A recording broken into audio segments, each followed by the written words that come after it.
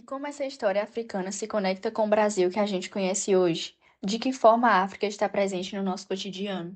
Olha, Ana Thalia, eu diria que se conecta de múltiplas formas. Para a gente ter uma ideia, o Brasil recebeu cerca de 4,8 a 5 milhões de pessoas escravizadas. Então, esse número representa quase 40% de todo o tráfico de pessoas da África para as Américas veio para o Brasil, né? Tornando então o nosso país, dentro da história global, um dos países que mais utilizou mão de obra escrava, segundo Laurentino Gomes, que é autor do livro A Escravidão. Então, a participação africana na formação do Brasil e a influência da África está para além da música, está para além da dança, da feijoada, da língua, né? Das técnicas de mineração, da religiosidade, da medicina popular, da arquitetura, forma de organização comunitária. Ou seja, a história do Brasil não é apenas uma história europeia. A história do Brasil é construída também com conhecimentos dos povos africanos. Palavras do nosso dia a dia têm origem africana? Você pode nos dar exemplo que a gente usa aqui no Ceará, no sertão?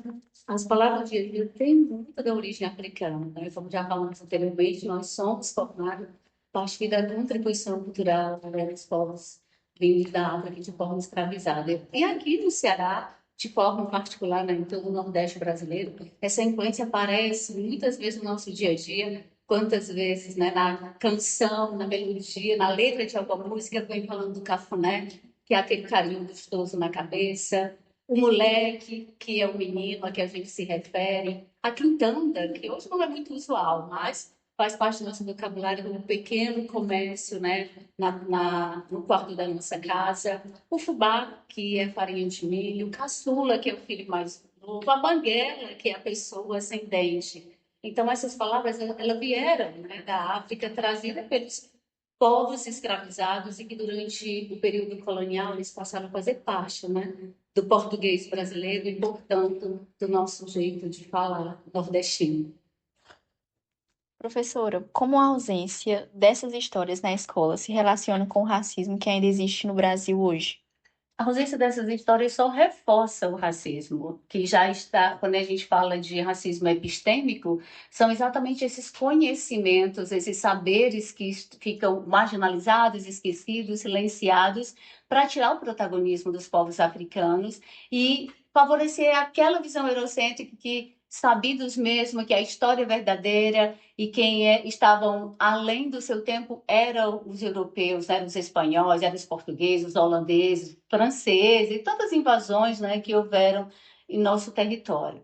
Então, combater ou desconstruir essa história é um grande desafio da escola.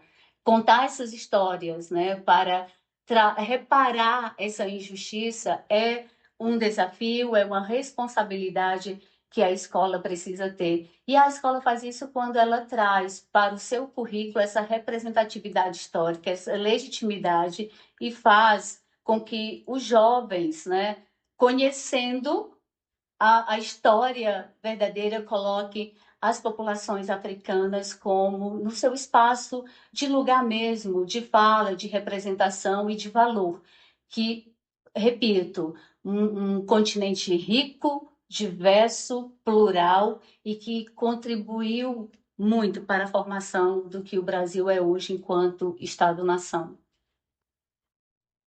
A Lei 10.639 de 2003 não obriga o ensino de cultura africana e afro-brasileira nas escolas, porque ainda é um desafio na prática.